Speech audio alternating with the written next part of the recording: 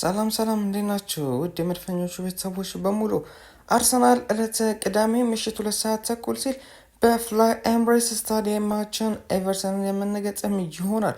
ከጨዋታው በፊት ደግሞ ቅድመ ጨዋታ ትንታኔ፣ በጨዋታው ላይ እነማን ሊሰለፉ ይችላሉ፣ በጨዋታው ላይ ምን ልናይ እንችላለን፣ ጨዋታው ምን ሊመስል ይችላል የሚለውን ጉዳይ ተመለከተ ፕሮግራም ይዤላችሁ መጥቻለሁ። እስከ መጨረሻው ድረስ እንድትከታተሉ ላይክ እና ሰብስክራይብ እንድታደርጉን ስንል በትህትና እንጠይቃችኋለን።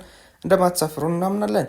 አርሰናል እንግዲህ መሪ ሆኖ በተለይም በ7 ነጥብ የልዩነቱን ከማንቸስተር ሲቲ ጋር አስፍቶ የመጀመሪያውን ጨዋታ የሚያደርግ ይሆናል። በተለይም በባለፈው ጨዋታ አርሰናል እንግዲህ አሸንፎ ነው የመጣው። በተለይም ብራይተን 1-0 አሸንፎ ማንቸስተር ሲቲ ደግሞ ከኖቲንግሃም ጋር በሜዳው አቻ ወጥቶ ነበረ። እንግዲህ የመጨረሻ ፕሪሚየር ሊግ ውድድር የተመለከት ነው። ከዛም በኋላ እንግዲህ በኤፍኤ ካፑ ማንስፊልድ ታውንን ከሜዳ ውጭ ገጥሞ አርሰናል 2-1 በሆነ ውጤት አሸንፏል። ከዛም በኋላ ደግሞ ከባየር ሌቨርኩሰን ጋር አንዳቻ በሆነ ውጤት ተለያይቷል።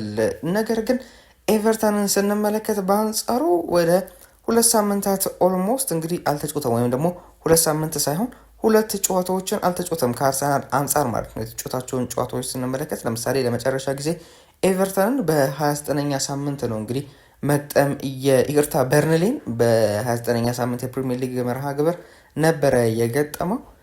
አርሰናል ደግሞ በ29ኛ ሳምንት ብራይተንን የገጠመው። ከዛ ጨዋታ በኋላ ከማንስፊልድ ጋር ከባየር ሌቨርኩሰን ጋር ተጫውቷል። ነገር ግን ኤቨርተኖች 2-0 በርንሌን ካሸነፉ በኋላ ሌላ ምንም አይነት ጨዋታን አላደረጉም። ስለዚህም የድካም አድቫንቴጅ አላቸው ብለን ልናነሳ እንችላለን። በተለይም አሁን ላይ እንደነ አርሰናል፣ ማንቸስተር ሲቲ፣ ቼልሲ፣ ሊቨርፑል የመሳሰሉ ክለቦች በኤፍኤ ካፑም እንዲሁም ደግሞ በፕሪሚየር ሊጉም በሻምፒዮንስ ሊጉም የተሳተፉ ነው የሚገኙት። ስለዚህም ከቀሪዎቹ ቡድኖች እንግዲህ ሞር አድቫንቴጅ የላቸው ማለት እንችላለን። በተለይም ቀሪዎቹ ቡድኖች አድቫንቴጅ አላቸው። በተለይም አርሰናል ደግሞ ከማንቸስተር ሲቲ፣ ከቼልሲ፣ ከሊቨርፑል የሚለየው ሁሉንም ውድድሮች ለማሸነፍ ነው የሚጫወተው። ሌሎቹ ይህንን ጨዋታ ላሸነፍ ቢያንስ ከፍጻሜ ልድረስ ወይ ደግሞ ብደርስም ባልደርስም ችግር የለብኝም እያሉ ነው የሚጫወቱ። ይህን ጨዋታ ብሸነፍም ከኤፍኤ ካፕ በጣም ከሻምፒዮንስ ሊጉም በጣም ብዙም ጫና አይኖርብኝም ምናምን እያሉ በቃ ለቶፕ 4 ምናምን ነው የሚጫወቱ። ነገር ግን አርሰናልን ስንመለከተው ሁሉንም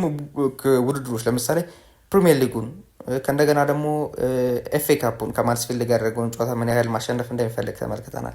ከእንደገና ከባየር ሌቨርኩሰን ሻምፒዮንስ ሊጉን ለማሸነፍ ነው የሚሄዱ እስከ ፍጻሜ ለመድረስ ባየር ሌቨርኩሰን ለማሸነፍ እስከ የሆነ ጊዜ ብሎ አይደለም ሀሳቡ እቅዱ ማለት ነው፣ እስከ ማሸነፍ ነው እቅዱ። ስለዚህም አሁን ላይ አርሰናል ከሁሉም ክለቦች በሚለይ መልኩ ሁሉንም ውድድሮች ለማሸነፍ እየተጫወተ ይገኛል። ለማሸነፍ ስትጫወት ደግሞ ድካም፣ ጉዳት ታስተናግዳለ። አሁን ላይ ሞር ከሌሎቹ ቡድኖች ማለት በሚቻል ሁኔታ አርሰናል ትንሽ ድካም ይታይበታል። ነገር ግን በዛውም አንጻር አርሰናል ስኳድ አለው፣ ሰፊ ስኳድ አለው ማለት እንችላለን። በተለይም ሚኬል አርቴታ በደንብ እየተጠቀመበት አይገኝም እንጂ እነ ኖርጋርድ፣ እነ ሉዊስ ሜልስ ስኬሊ እንዲሁም ደግሞ እንደነ ማክስ ዶማን የመሳሰሉ ተጫዋቾችን እየተጠቀመ አይገኝም እንጂ አርሰናል እጅግ በጣም በርካታ ተጫዋቾች አሉ፣ ጥራት ያላቸው ተጫዋቾች አሉት። በአንጻሩ ደግሞ ከሌሎች ክለቦች አንጻር ማለት ነው ምንም እንኳን በርካታ ጨዋታዎችን እያደረገ ቢገኝም በዛው መጠን ደግሞ ብዙ ተጫዋቾች አሉት፣ ነገር ግን ሮቴት እያደረገ አይገኝም።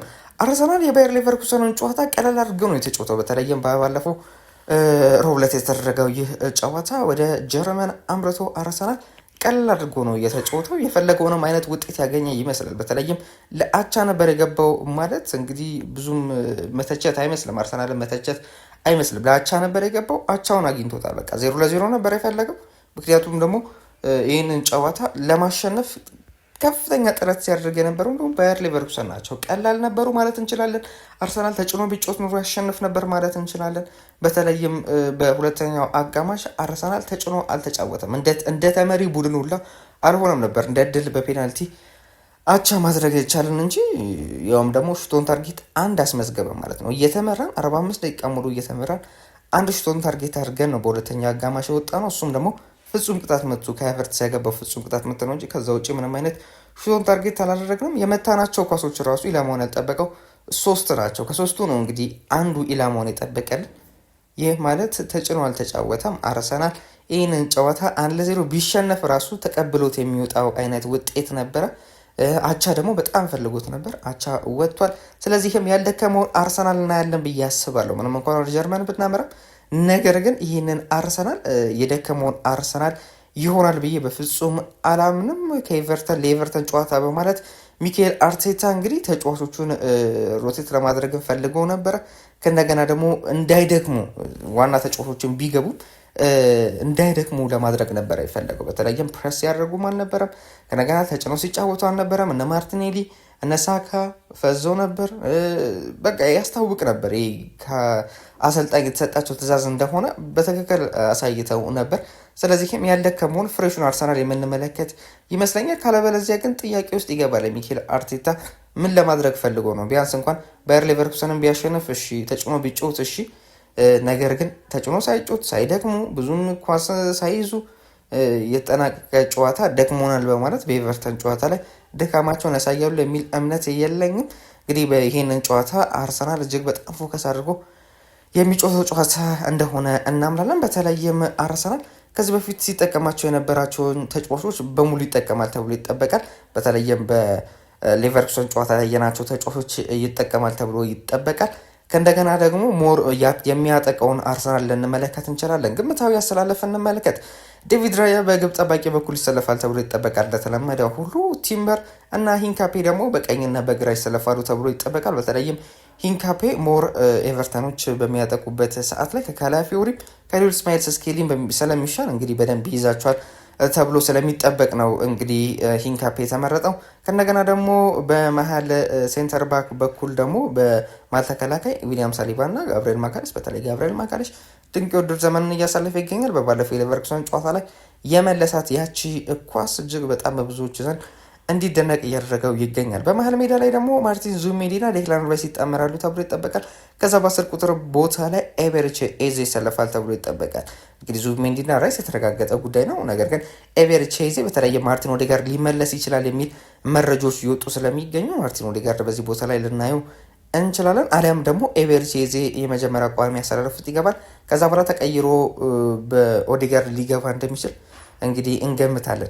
በቀኝና በግራ የክንፍ በኩል ደግሞ ማርቲኔሊ እና ማድዌኬ ወይም ደግሞ ሳካ በተለይም አሁን ላይ ማድዌኬ ሊሰለፍ ይችላል የሚል መረጃዎች ይወጡ ይገኛሉ። ነገር ግን ሚኬል አርቴታ በቡካዮ ሳካ ከፍተኛ እምነት እንዳለው ነው እየተገለጸ የሚገኘው። ስለዚህም ቡካዮ ሳካ የሚሰለፍበት እድል አለ። እኔ በግሌ ሚኬል አርቴታ ቡካዮ ሳካን የሚያሰልፍ ይመስለኛል። ማርቲኔሊ ጉዳይ ደግሞ የተረጋገጠ ይመስለኛል ከትሮሳርድ አንጻር ማለት ነው። አሁን ላይ ሙሉ ለሙሉ ፊት ስላልሆነ ትሮሳርድ በዚህ ጨዋታ ላይ የሚሰልፍበት እድል አነስተኛ ነው ልንል እንችላለን። እንዲሁም ደግሞ በአጥቂ ስፍራ ላይ ደግሞ ቪክተር ዮኬሬስ ይሰለፋል ተብሎ ይጠበቃል። ከሀቨርትዝ የሚሰለፍ ይችላል የሚል መረጃዎች አሉ። ነገር ግን በዚህ ጨዋታ ላይ ቪክተር ዮኬሬስ የሚሰለፍበት እድል እጅግ በጣም ሰፊ ነው ብለን እናነሳ እንችላለን። እንግዲህ ይህንን ጨዋታ አርሰናል እኔ በግሌ 3-0 ወይም 2-0 በሆነ ውጤት የሚያሸንፍ ይመስለኛል። በተለይም በሜዳ እንደማድረጋችን እንዲሁም ደግሞ አሁን ላይ ለዋንጫ ፉክክሩ ከፍተኛ የሆነ ጥረትን ስለሚያደርግ ሚኬል አርቴታ በተለይም የቻምፒዮንስ ሊግ ምን ያህል ትኩረት እንደማይሰጡት አቻ መውጣት ፈልጎ እንደነበርና ቀጣዩን ጨዋታ ለመጨረስ በቀጣዩ ጨዋታ በኤምሬትስ ጨዋታ ለመጨረስ ፍላጎት እንደነበራቸው ተመልክተናል። ምክንያቱም ደግሞ የኤቨርተን ጨዋታ ራሳቸውን ሲያሳርፉ ነበር። በተለይ ሚኬል አርቴታ ያንን ተረድተንበታል። ስለዚህም ይህንን ጨዋታ በሚገባ በሙሉ ትኩረት በሙሉ የጨዋታ የበላይነት ያሸንፋል የሚል እምነት አለኝ። 2-0 ወይ 3-0 በሆነ ውጤት አርሰናል ያሸንፋል ብዬ አስባለሁ። ቪክተር ዮኬሬስ እና አይ ቲንክ የመሀል ሜዳ ተጫዋች በተለይ ዴክላን ራይስ የሚያገባ ይመስለኛል። የእናንተን ሀሳብ አስተያየት በኮሜንት ላይ ብታሳውቁኝ ደስ ይለኛል። ግምቶቻቸውን በኮሜንት ላይ አሳውቁኝ። እስከ መጨረሻው ድረስ ተከታተላችሁን ላይክ እና ሰብስክራይብ ስለምታደርጉን እጅግ አድርገን እናመሰግናለን። መልካም ጊዜ